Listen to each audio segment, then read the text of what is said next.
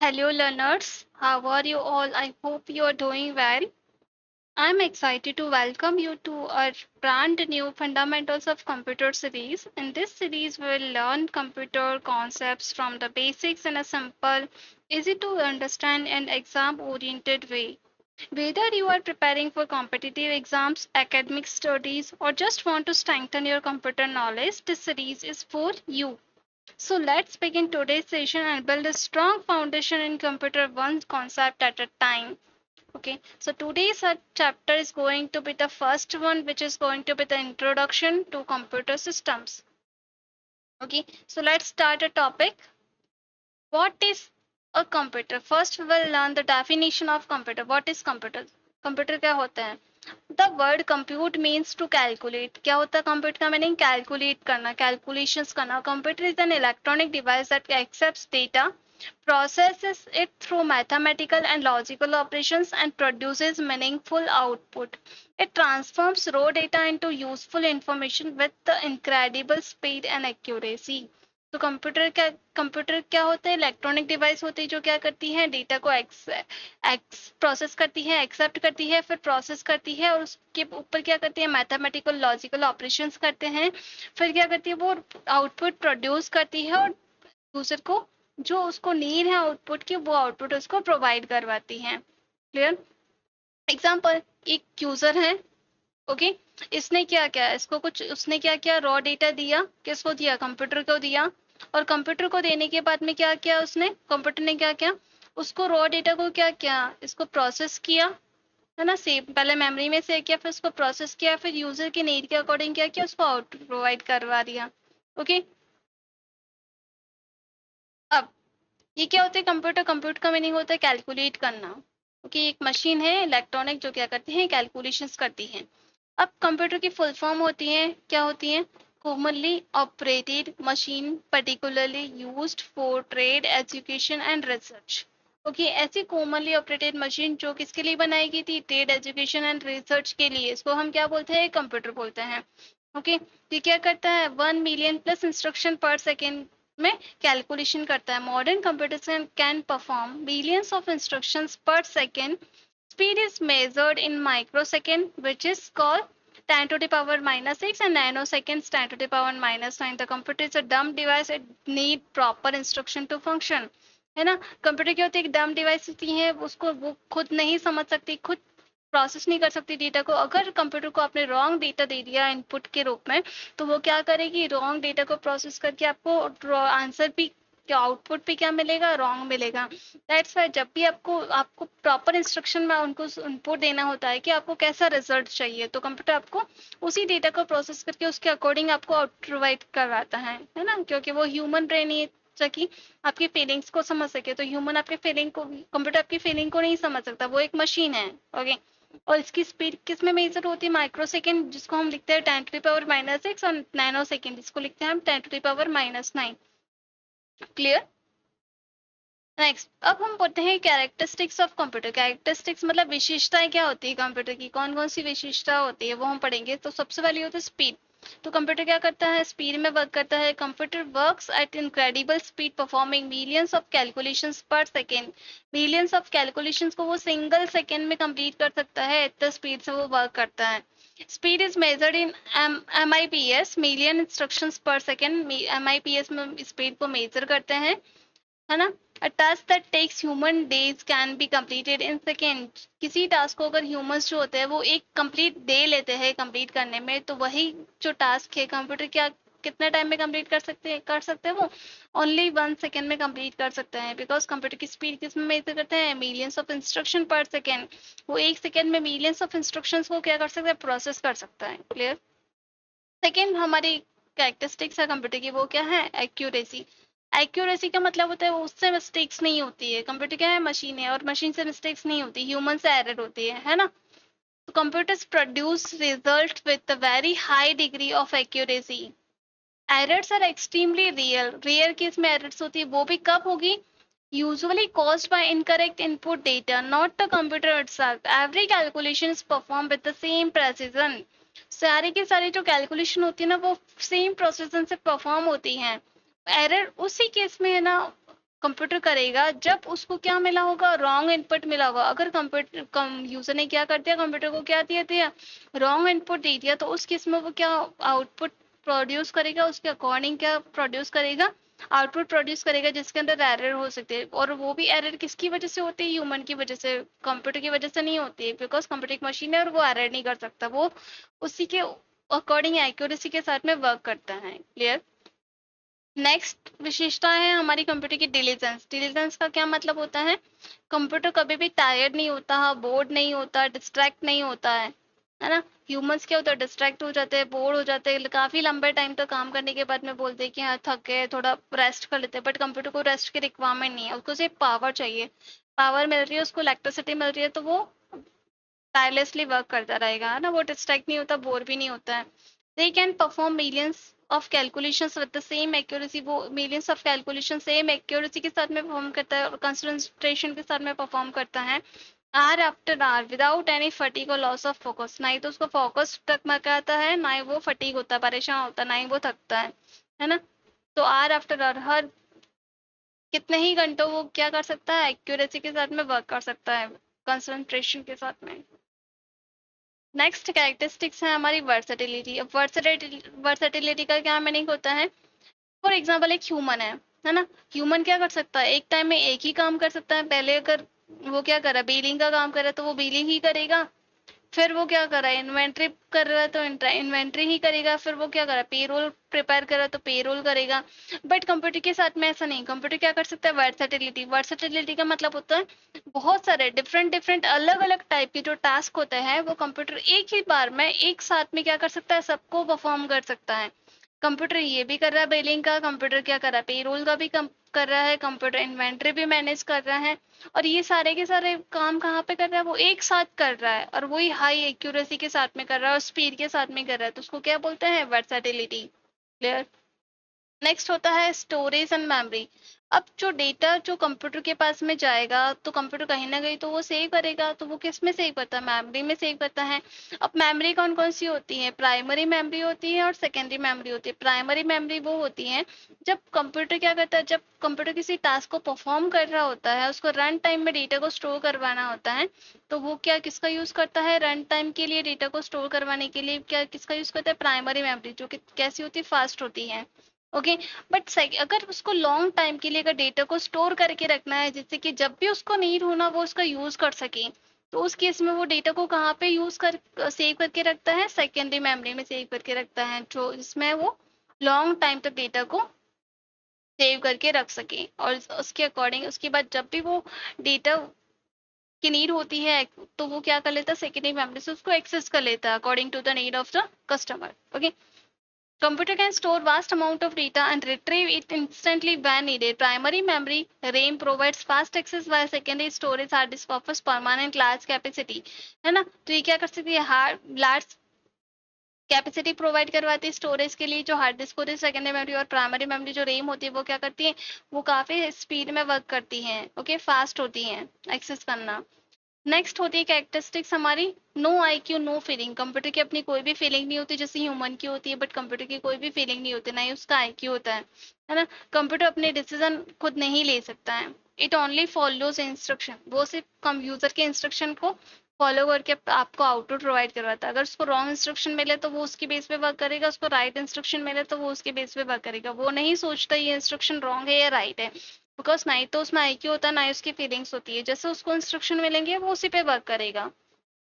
It has no emotions, taste or experience. It does not distinguish between users and cannot think independently. वो users के बीच में distinguish नहीं, differentiate नहीं कर सकता। उसको नहीं पता पहले उस वो ये नहीं सोचेगा कि पहले मुझे जो इंस्ट्रक्शन दिया ये कौन सा यूजर है, और सेकंड जो इंस्ट्रक्शन दे रहा है वो कौन सा यूजर है, तो मैं उसके अकॉर्डिंग वर्क करूंगा। वो ये नहीं सोचता, बिकॉज उसका आईक्यू नहीं होता, उसकी फीलिंग्स नहीं होती है। उसको जो इंस्ट्रक्शन मिलेंगे, जो इंस्ट्रक्शन मिल रहा है, वो उसी पे वर्क करता है।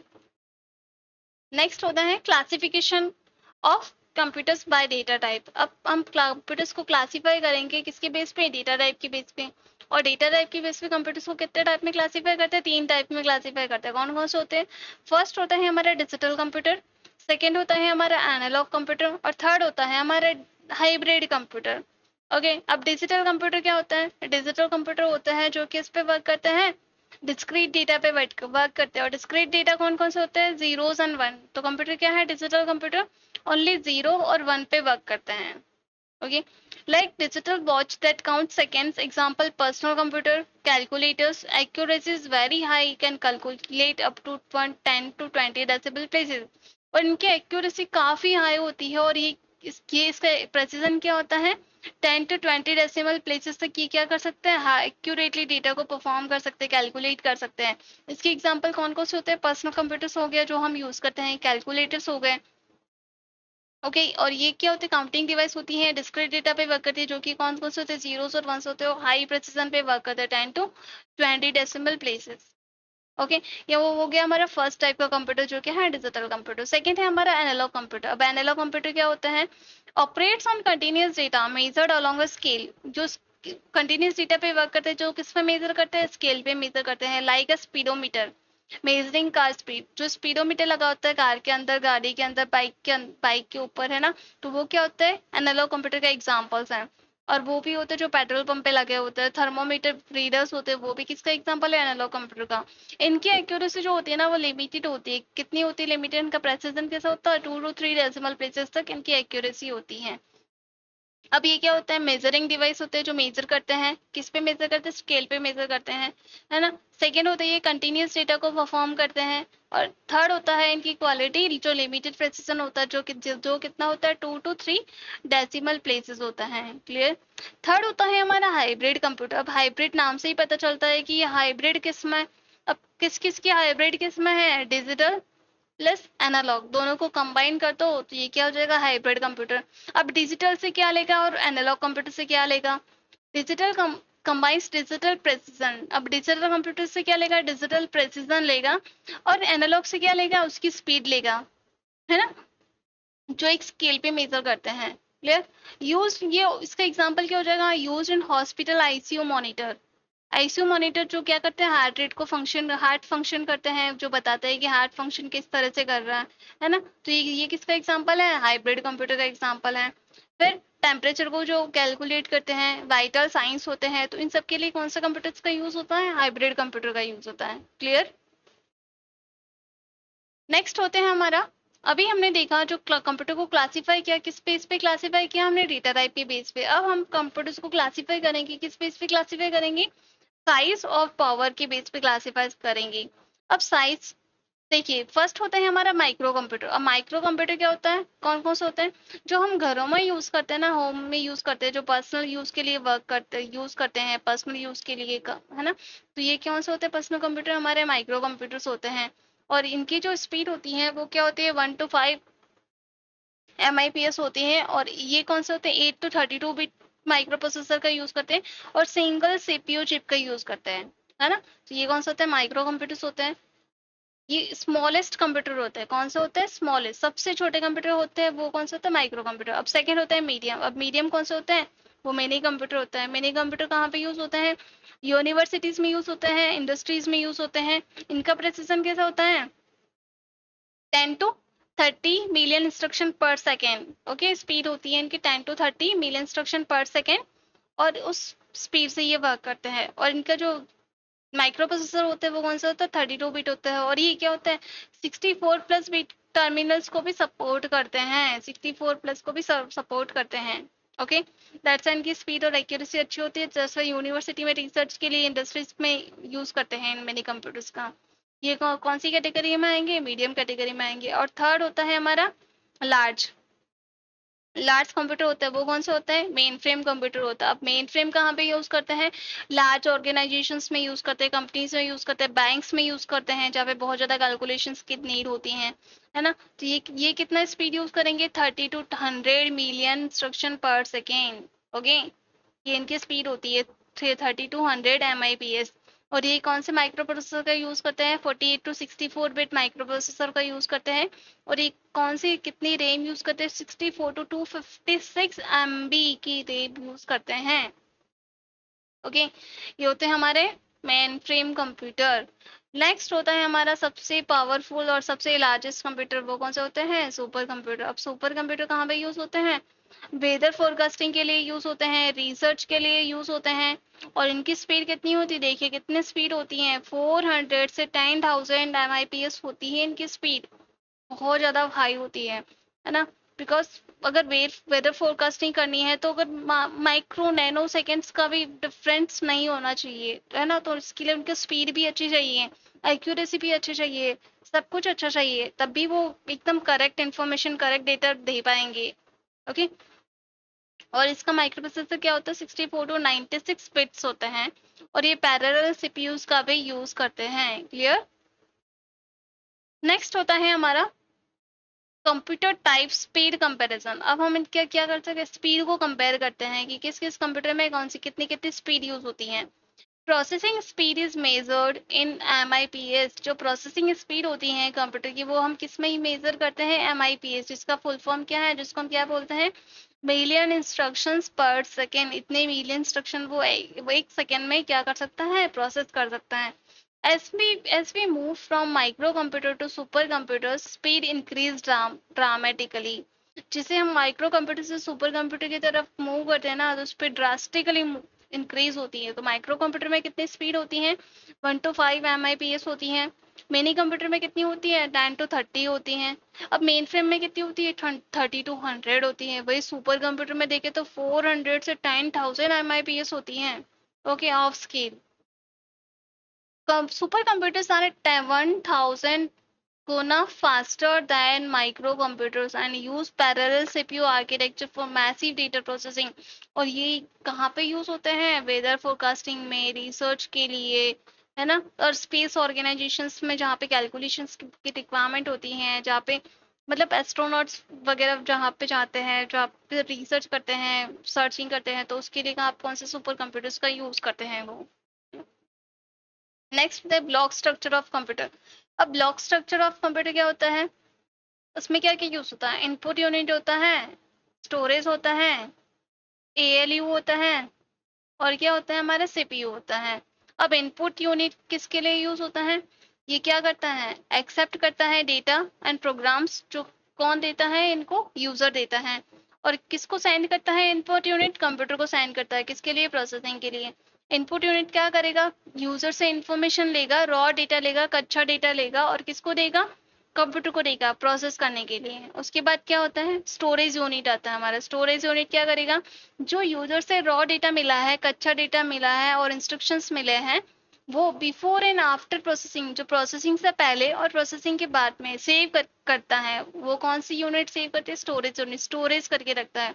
और ये किसको इंक्लूड करता है, primary RAM and second storage. और रेम कहाँ पे यूज करता है, जब ड्यूरिंग द प्रोसेसिंग यूज करता है ना। ड्यूरिंग प्रोसेसर डेटा को सेव करता है, उसको बोलते हैं प्राइमरी मेमोरी और रेम। और जो बिफोर प्रोसेसिंग और आफ्टर प्रोसेसिंग जब डेटा को सेव करके रखता है, तो वो कौन सी मेमोरी यूज करती है, सेकेंडरी मेमोरी। जिससे कि अगर प्रोसेसिंग के बाद में अगर डेटा क्या हो जाए, अगर पावर चली जाए, तो क्या हो, डेटा आपका स्टोरेज में सेव रहे, और कंप्यूटर के जब भी नीड होगी तो वो उससे डेटा वो ले सकता है। क्लियर। अब नेक्स्ट होता है हमारा ALU। ALU क्या करता है, जो डेटा यूजर से मिला है, जिसको स्टोरेज करके रखा है, उसके इंस्ट्रक्शन के अकॉर्डिंग, यूजर के इंस्ट्रक्शन के अकॉर्डिंग उस पर क्या करेगा, एरिथमेटिक और लॉजिकल ऑपरेशंस करेगा। ALU का फुल फॉर्म क्या होता है, एरिथमेटिक एंड लॉजिकल यूनिट। वो क्या करता है, एरिथमेटिक और लॉजिकल ऑपरेशंस करता है ना। ऑपरेशंस करने के बाद में वो क्या करेगा, CPU के पास जाएगा। और CPU क्या करेगा, CPU क्या होता है, ब्रेन होता है कंप्यूटर का। और इसके अंदर ALU CU क्या करता है, डायरेक्ट करता है, और ये क्या करता है उसको। बट जैसे ही अरिथमेटिक लॉजिक यूनिट वर्क करेगा, ओके, लॉजिकल यूनिट का वर्क करेगा CPU, उसके बाद में क्या करेगा, उसको प्रोसेस कर लेगा। और प्रोसेस करके किसको आउटपुट प्रोवाइड करवाता है, आउटपुट प्रोवाइड करवाएगा किसको, यूजर को। इस तरह से ये कंप्लीट एक इंस्ट्रक्शन कितने स्टेप्स में कंप्लीट होता है, बट यूजर को एक ही क्लिक में मिल जाता है। और ये प्रोसेस इतनी फास्ट होती है। ओके। नेक्स्ट होता है हमारे CPU कंपोनेंट्स। अभी तो हमने देखा कंप्यूटर का ब्लॉक स्ट्रक्चर, है ना। अब हम देखेंगे CPU के कंपोनेंट। CPU के कौन कौन से कंपोनेंट होते हैं, अभी देखिए आ गया। ALU हो गया, अरिथमेटिक लॉजिक यूनिट। सेकेंड होता है हमारा कंट्रोल यूनिट। थर्ड होता है हमारा प्राइमरी मेमोरी और फोर्थ होता है हमारे इनपुट एंड आउटपुट यूनिट। अब अरिथमेटिक एंड लॉजिकल यूनिट क्या करता है, ये सारे के सारे जो अरिथमेटिकल ऑपरेशंस होते हैं जैसे ऐड करना, सब्सट्रैक्ट करना, मल्टीप्लाई करना, डिवाइड करना, और लॉजिकल ऑपरेशंस होते हैं, है ना, लॉजिक सप्लाई करना, कंपैरिजन करना डेटा का, तो ये कौन सा करता है, एएलयू करता है।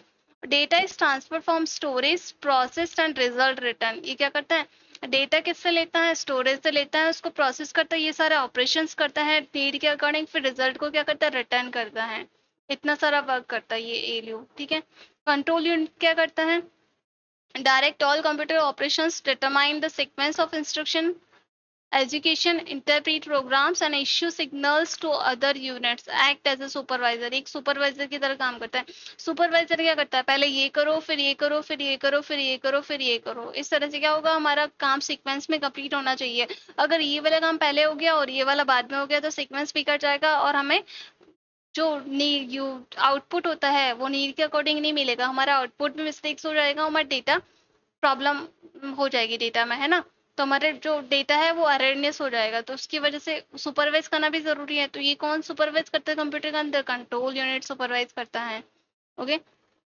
अब होता है हमारा इंटरनल होता है वो प्राइमरी मेमोरी। अब प्राइमरी मेमोरी क्या करेगा, प्राइमरी मेमोरी कौन सी होती है, रैंडम एक्सेस मेमोरी। अब ये कौन, इसको क्या बोलते हैं, टेम्पररी मेमोरी बोलते हैं, वॉलेटाइल स्टोरेज बोलते हैं फॉर एक्टिव डेटा। अब वॉलेटाइल क्यों बोलते हैं, बिकॉज अगर वॉलेटाइल मेमोरी होती है, जब भी पावर, जब तक पावर रहेगी ये टेम्पररी होती है, वॉलेटाइल होती है, जब तक पावर रहती है तब तक ये मेमोरी वर्क करती है, जैसे ही पावर चली जाती है कंप्यूटर की, ये मेमोरी क्या हो जाएगी, ऑटोमेटिकली इरेज हो जाएगी, जो भी इसमें डेटा सेव है वो ऑटोमेटिकली इरेज हो जाएगा। दैट्स इसको क्या बोलते हैं, टेम्पररी मेमोरी और वॉलेटाइल मेमोरी। उसके अलावा कौन सी होती है, रोम होती है। रोम को क्या बोलता है, read only memory permanent storage for boot up instructions, है ना। ये क्या होती है, प्राइमरी मेमोरी का सेकेंड पार्ट होता है। एक तो ये होती है, ये क्या ओनली, अब ये वोलेटाइल डेटा है, जैसी पावर चली जाएगी तो ये डेटा इसमें से इरेज हो जाएगा। बट अगर रोम में डेटा सेव है, रीड ओनली मेमोरी, तो इसमें से डेटा इरेज नहीं होगा। बूट अप इंस्ट्रक्शंस के लिए यूज होती है, ये कौन सी होती है, परमानेंट स्टोरेज होती है। ओके। नेक्स्ट होती है हमारी कैश मेमोरी। कैश मेमोरी क्या होती है, sits between CPU and RAM for faster access. और ये किसके बीच में रहती है, सीपीयू और रैम के बीच में क्या करती है, कनेक्शन प्रोवाइड करवाती है। और क्यों कनेक्शन प्रोवाइड करवाती है, बिकॉज ये बहुत ज़्यादा, इससे क्या होती है, सीपीयू की स्पीड फास्ट होती है, बहुत जल्दी फास्ट काम करता है हमारा कंप्यूटर। ओके। नेक्स्ट होता है हमारा एक्सटर्नल। अब एक्सटर्नल यूनिट्स कौन सी होती है, इनपुट यूनिट होती है और आउटपुट यूनिट होती हैं। इनपुट डिवाइसेस क्या करती हैं, डेटा को फीड करती हैं इनटू द सिस्टम। ये कौन से इनपुट डिवाइसेस होती हैं, कीबोर्ड होता है, माउस होता है, स्कैनर होता है, जॉयस्टिक होता है ना। वैसे आउटपुट डिवाइसेस तो वो होती है, वो क्या करती है, जो भी रिजल्ट कंप्यूटर ने क्या किया है, प्रोसेस करके डेटा को फिर लॉजिकल ऑपरेशंस लगा के यूजर की नीड के अकॉर्डिंग जो डेटा को प्रोसेस करके रिजल्ट बनाया है, अब वो रिजल्ट किसके थ्रू शो होगा, कंप्यूटर यूजर को, डिस्प्ले यूनिट आउटपुट डिवाइसेस के थ्रू शो होगा। ये आउटपुट डिवाइसेस क्या करती है, डिस्प्ले करती है रिजल्ट को। ये कौन सी होते हैं, मॉनिटर होता है, प्रिंटर होता है, प्लॉटर होता है। ओके। तो ये सारे आउटपुट डिवाइसेस होते हैं। Together they form the bridge between user and interface. जो इनपुट और आउटपुट डिवाइसेस होती है ना, ये दोनों ही कैसे काम करती है, ब्रिज की तरह काम करती है, किसके बीच में, यूजर और कंप्यूटर के बीच में। ओके। नेक्स्ट होता है हमारा इनपुट और आउटपुट डिवाइस। अब इनपुट डिवाइसेस क्या होते हैं और आउटपुट डिवाइसेस क्या होते हैं। इनपुट क्या करते हैं, devices that send data into computer. ये इनपुट डिवाइस क्या करती है, यूजर से डेटा लेगी और कंप्यूटर को सेंड कर देगी प्रोसेस करने के लिए, आउटपुट के लिए। और ये कौन कौन सी होती है, कीबोर्ड होती हैं। कीबोर्ड में कौन सा होता है, क्वालिटी कीबोर्ड होता है, उसको क्या बोलते हैं, स्टैंडर्ड क्वालिटी इनपुट बोलते हैं। इसमें कितनी कीज होती हैं, 1012 104 कीज होती है, क्वालिटी कीबोर्ड बोलते हैं। अब क्वालिटी कीबोर्ड क्यों बोलते हैं, बिकॉज कंप्यूटर के जो अल्फाबेटिकल जो कीज होती है ना, इनकी जो फर्स्ट लाइन होती है वो कौन सी होती है, QWERT, वैसे क्वालिटी से स्टार्ट होता है, दैट्स वाई इनको क्या बोलते हैं, क्वालिटी कीबोर्ड बोलते हैं। क्लियर। नेक्स्ट होता है हमारा माउस। माउस क्या होती है, स्टैंडर्ड डिवाइसेस इनपुट डिवाइस होती हैं। इसको क्या बोलते हैं, पॉइंटिंग डिवाइस भी बोलते हैं। पॉइंटिंग डिवाइस की बोलते हैं क्योंकि इसके साथ में 2 to 3 बटन्स लगे होते हैं जो क्या करते हैं, कंट्रोल करते हैं कर्सर को, है ना। इसके लिए इसको क्या बोलते हैं, पॉइंटिंग डिवाइस बोलते हैं। ओके। नेक्स्ट होता है मैं स्कैनर। स्कैनर क्या करता है, ऑप्टिकल डिवाइस होती है स्कैनर्स। कौन कौन सी? जैसे MICR, magnetic ink character reader, ये कहाँ पे यूज होता है? जो बैंक चेक्स होते हैं उस पे जो लगा होता है MICR कोड, उसको रीड करने के लिए यूज होता है। ओके। अब OMR क्या होता है? OMR शीट जो होती है एग्जाम्स की, है ना, जो गोले बने होते हैं ब्लैक ब्लैक कलर के, तो उनको क्या करती है? रीड करती हैं, है ना। ऑप्टिकल मार्क रीडर बोलते हैं इनको। नेक्स्ट होता है OCR, ये प्रिंटेड कैरेक्टर्स होते हैं, जिसको रीड करने के लिए कौन सी डिवाइसेस का यूज करते हैं? OCR, ऑप्टिकल कैरेक्टर रिकॉग्निशन बोलते हैं इनको। क्लियर? नेक्स्ट होता है हमारा आउटपुट डिवाइसेस। अब आउटपुट डिवाइसेस क्या करते हैं? जो यूजर से इनपुट डेटा लिया है वो किसने दिया है? इनपुट डिवाइसेस ने दिया है। प्रोसेस किसने किया है? कंप्यूटर ने किया है। मेमोरी में सेव करके कंप्लीट प्रोसेस चला, जब रिजल्ट प्रिपेयर हो गया तो वो रिजल्ट किसके थ्रू शो होगा यूजर को? आउटपुट डिवाइसेस के थ्रू। ओके, तो ये क्या करती है? रिजल्ट को डिस्प्ले करती है फ्रॉम कंप्यूटर। ये कौन सी होती है? मॉनिटर होते हैं, जिसको क्या बोलते हैं? वीडियो विजुअल डिस्प्ले यूनिट बोलते हैं, है ना। विजुअल डिस्प्ले दो तरह का होता है, कलर भी होता है, मोनोक्रोम भी होता है। ओके। नेक्स्ट होता है हमारा प्रिंटर। प्रिंटर क्या करता है? प्रिंटर क्या करता है? जो प्रिंट करके देता है चीजों को। ये इसमें कौन कौन सा प्रिंटर यूज होता है? इम्पैक्ट प्रिंटर होता है, नॉन इम्पैक्ट प्रिंटर होता है। इम्पैक्ट प्रिंटर में कौन सा होता है? डॉट मैट्रिक्स प्रिंटर होता है, जो डॉट डॉट डॉट डॉट करके सेव करते हैं, प्रिंट करते हैं चीजों को। नॉन इम्पैक्ट में होता है लेजर प्रिंटर होता है, और इंकजेट प्रिंटर होता है। इनको हम फर्दर क्लास में रीड करेंगे इन डिटेल। नेक्स्ट होता है हमारा टर्मिनल्स होता है। टर्मिनल्स क्या करते हैं? हार्ड कॉपी आउटपुट प्रोवाइड करवाते हैं, जैसे पेपर हो गया, है ना। सॉफ्ट कॉपी प्रोवाइड करवाते हैं, जो स्क्रीन पे अगर आउटपुट प्रोवाइड करवाएंगे। डम्ब और इंटेलिजेंट होते हैं। ओके। अब होती है, यहाँ तक हमने कंप्यूटर को क्लासिफाई किया, इनपुट आउटपुट डिवाइसेस पढ़ा, प्रोसेस कैसे होता है, आउटपुट कैसे होता है, रिजल्ट कैसे मिलता है। अब हम देखेंगे कंप्यूटर की लैंग्वेजेस। कंप्यूटर की लैंग्वेजेस कौन कौन सी होती है? हम थ्री लैंग्वेजेस पढ़ेंगे, है ना। फर्स्ट होता है मशीन लैंग्वेज, सेकंड होता है असेंबली लैंग्वेज, थर्ड होता है हाई लेवल लैंग्वेज। अब मशीन लैंग्वेज क्या होती है? जो हमने देखा था डिस्क्रीट डेटा का यूज करते हैं, वो डिस्क्रीट डेटा कौन से होते हैं? 0 और 1 होते हैं। Machine language, the only language directly understood by the computer. ये ओनली लैंग्वेज होती है जो कंप्यूटर अंडरस्टैंड करता है। ये कौन सा लैंग्वेज को अंडरस्टैंड करता है? 0 और 1। बाकी ये कोई भी लैंग्वेज नहीं समझता, ये सिर्फ 0 और 1 को ही समझता है ना।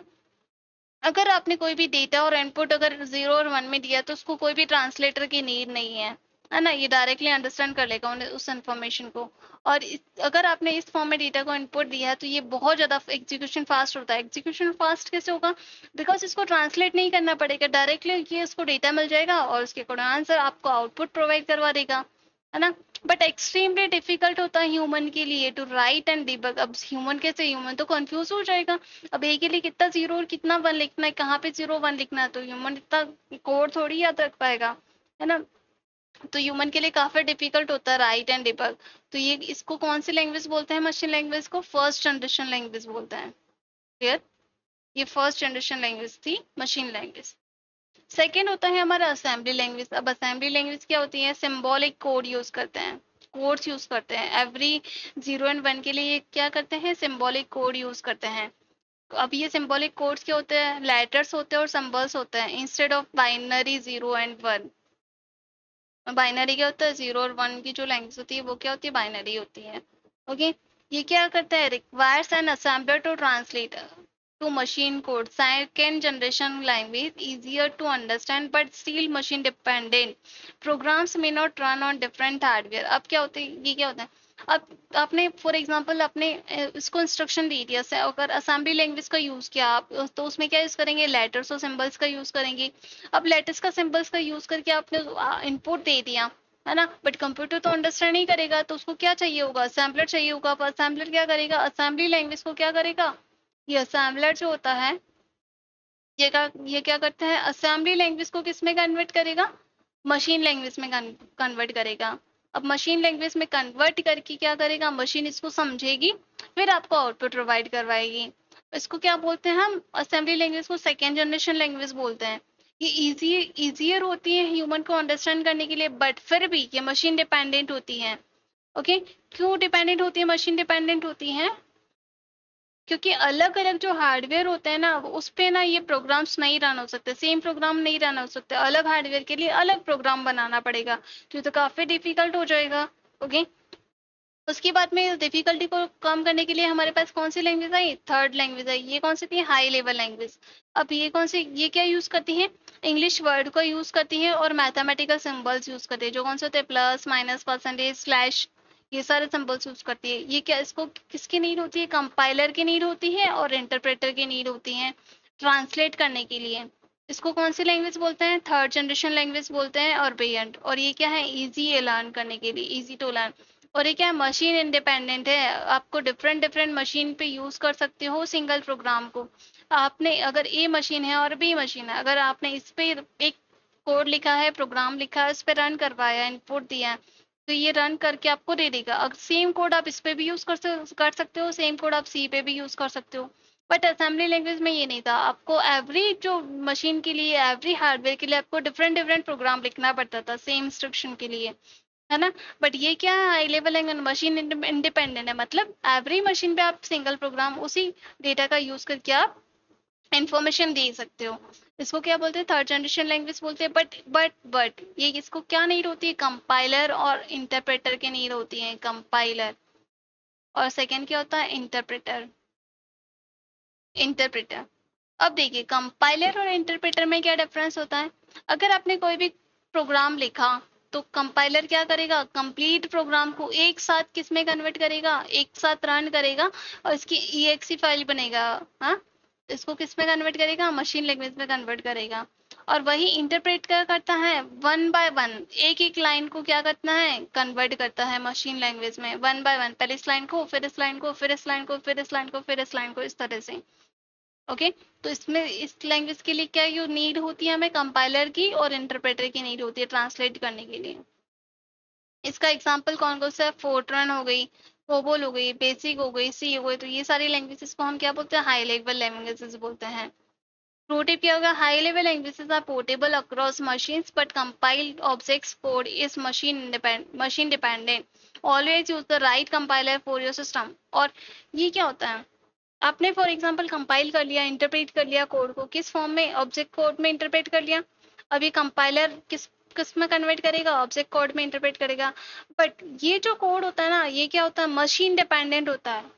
प्रोग्राम तो मशीन, ये जो प्रोग्राम जो लैंग्वेज होती है वो तो मशीन इंडिपेंडेंट होती है, बट ये जो कंपाइल करके जो कोड बनाता है, ऑब्जेक्ट कोड, ये मशीन डिपेंडेंट होता है। आपने एक कोड यहाँ पे चला दिया तो ये सही बी पे नहीं चला पाओगे, है ना। तो इस मशीन के लिए इसका अलग कंपाइलर और इंटरप्रेटर होगा, सी का अलग कंपाइलर और इंटरप्रेटर होगा।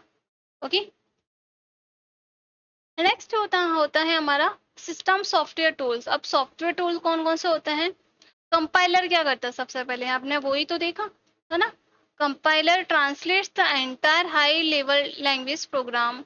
कंप्लीट प्रोग्राम को किस में कन्वर्ट करता है, मशीन लैंग्वेज प्रोग्राम में कन्वर्ट करता है। मशीन लैंग्वेज को क्या बोलते हैं, ऑब्जेक्ट कोड बोलते हैं। और जो लैंग्वेज प्रोग्राम होते हैं, जिस लैंग्वेज में हम प्रोग्राम लिखते हैं उसको क्या बोलते हैं, सोर्स कोड। और मशीन लैंग्वेज को क्या बोलते हैं, ऑब्जेक्ट कोड में कन्वर्ट करते हैं एट वंस, एक बार में कंप्लीट करता है। फॉर एग्जाम्पल आपने कंप्लीट एक प्रोग्राम लिखा, मान लो 20 लाइन का, तो इस 20 लाइन को एक साथ में किस में कन्वर्ट करेगा, ऑब्जेक्ट कोड में कन्वर्ट करेगा। तो ये क्या होता है, कंपाइलर होता है। It scan the full program first then translate. Complete program को स्कैन करेगा एक साथ में, फिर इसको ट्रांसलेट करेगा। The source program becomes the object program after compilation. Example, a Fortran compiler can not compile COBOL code, है ना। अगर फोर्ट्रेन का कंपाइलर है तो फोर्ट्रेन का कंपाइलर ओनली फोर्ट्रेन लैंग्वेज को ही किस में कन्वर्ट करेगा, फोर्ट्रन के, है ना, ऑब्जेक्ट कोड में कन्वर्ट करेगा। कोबोल का कंपाइलर अलग होता है। ऐसे क्या होता है, ये अलग अलग लैंग्वेज का अलग अलग कंपाइलर होता है ना। और ये क्या होता है, मशीन डिपेंडेंट होता है कोड, मशीन इंडिपेंडेंट नहीं होता। ये ऑब्जेक्ट कोड जो होता है मशीन डिपेंडेंट होता है। सेकेंड होता है हमारा इंटरप्रेटर। अब इंटरप्रेटर क्या करता है, translates and execute one statement at a time. अभी हमने देखा था कि हमारी फॉर एग्जांपल ये 20 लाइन का प्रोग्राम है, तो ये क्या करेगा, पहले वन लाइन को कंप्लीट इंटरप्रेट करेगा, फिर सेकंड को, फिर थर्ड को, फिर फोर्थ को, फिर फिफ्थ को, फिर सिक्स को, इस तरह से ये वर्क करता है। It does not produce separate object file. ये अपनी सेपरेट ऑब्जेक्ट फाइल नहीं बनाता है, तो क्या बनाता है, fast response to code changes. ये फास्ट रिस्पॉन्स देता है कोड। डिसएडवांटेज क्या है, स्लोअर एग्जीक्यूशन है, बिकॉज ये स्लोअर एग्जीक्यूशन है। कैसे स्लो एग्जीक्यूट करेगा, कैसे, और जब ये एक एक लाइन को कन्वर्ट करेगा तो स्लो ही होगा, ऑब्वियस है है ना। बट कंपाइलर क्या करता है, कंप्लीट प्रोग्राम को एक साथ में स्कैन करता है, फिर इसको ऑब्जेक्ट कोड में कन्वर्ट करता है, तो इसका एग्जीक्यूशन फास्ट होता है। Compile programs run much faster than interpreted ones, because ये एक तरह का ऑब्जेक्ट फाइल बना देती है, और ये क्या करती है, इसका इसको क्या नीड होती है, ये ऑब्जेक्ट कोड में क्या करती है, फास्ट रिस्पॉन्स देता है, और इसका एग्जीक्यूशन कैसा होता है, स्लो होता है। क्यों स्लो होता है, बिकॉज ये एक एक लाइन को कन्वर्ट करता है, इस तरह से इंटरप्रेट करता है। थर्ड होता है हमारा असेंबलर। अब असेंबलर कहाँ पे यूज होगा, assembler convert assembly language programs into machine language. जब असेंबली लैंग्वेज में आप कोई प्रोग्राम लिखेंगे, तो उसको मशीन लैंग्वेज ऑब्जेक्ट कोड में कन्वर्ट करने के लिए किसका यूज करेंगे, असेंबलर का यूज करेंगे। It is one to one translator, each assembly instruction maps to the one machine instruction.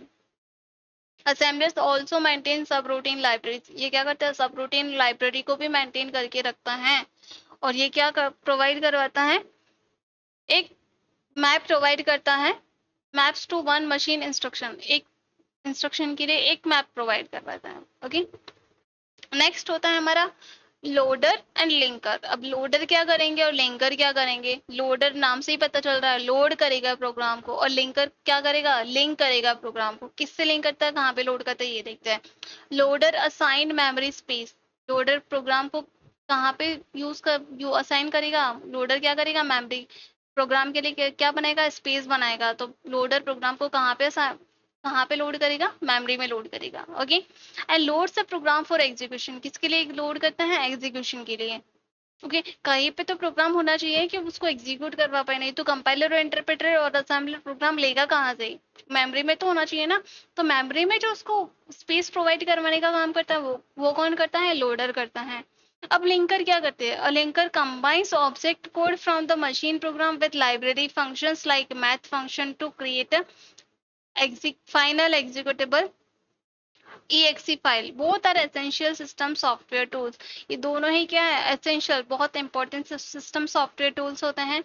और ये क्या करता है, अब हमने लोडर का देखा, अब लिंकर क्या करता है, जो ऑब्जेक्ट कोड होता है ना, ऑब्जेक्ट कोड क्या होता है, हर मशीन का इंडिपेंडेंट होता है ना, मशीन डिपेंडेंट होता है, हर मशीन का अलग अलग ऑब्जेक्ट कोड होता है ना। तो जो भी एक मशीन का ऑब्जेक्ट कोड होता है, उसको किससे कनेक्ट करता है, लाइब्रेरी फंक्शन से कनेक्ट करता है। किसके लिए, किसके लिए लाइब्रेरी फंक्शन से कनेक्ट करेगा, उसकी exe फाइल बनाने के लिए, एग्जीक्यूटेबल फाइल बनाने के लिए। अब आपने कंपाइल तो कर दिया, है ना, अब इसको एग्जीक्यूट भी तो करना पड़ेगा। एग्जीक्यूट करने के लिए कौन सी फाइल चाहिए, एग्जीक्यूटेबल। अब एग्जीक्यूटेबल फाइल बनाने के लिए उससे पहले क्या करेगा, लिंकर क्या करेगा, इस ऑब्जेक्ट कोड को क्या करेगा, फंक्शंस जो होते हैं उसके मेमोरी लाइब्रेरी में, उससे क्या करेगा, लिंक करेगा, जिससे क्या हो जाएगा, इसकी एग्जीक्यूटेबल फाइल क्रिएट हो जाएगी। ओके, ये दोनों कंबाइन होकर क्या करेंगे, एग्जीक्यूटेबल फाइल बनाएंगे। और ये दोनों ही क्या होते हैं, सिस्टम के लिए बहुत ज्यादा इंपॉर्टेंट होते हैं, है ना। और इनको क्या बोलते हैं, सिस्टम सॉफ्टवेयर टूल्स बोलते हैं।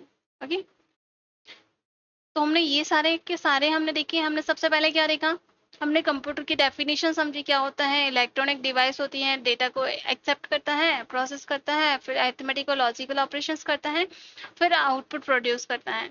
ओके, फिर हमने इसकी कैरेक्टरिस्टिक्स पढ़ी, speed, accuracy, digital versatility, storage, ये सब हमने पढ़ा।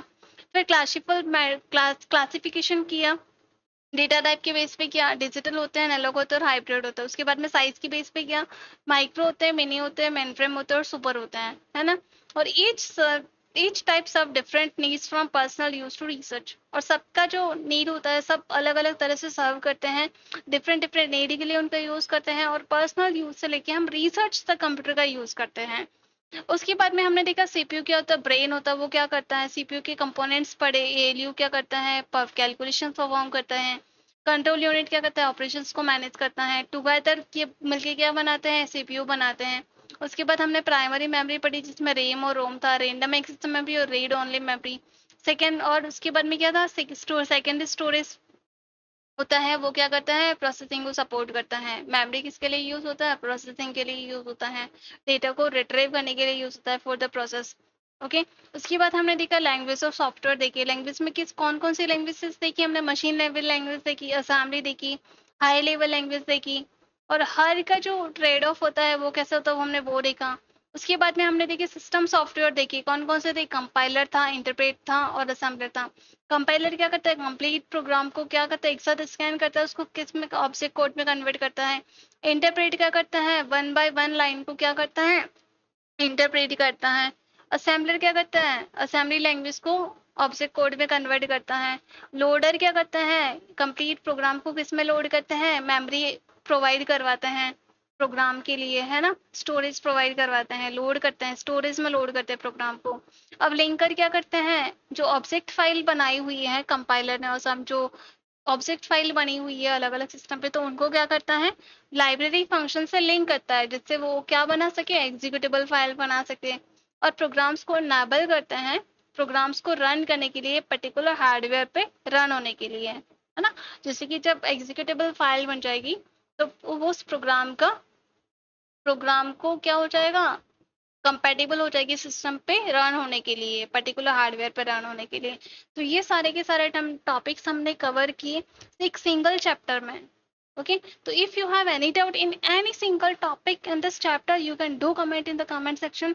And thank you for watching. Keep watching this series to completely cover your computer basics. Thank you so much for watching, and do like, share and subscribe for more videos like this.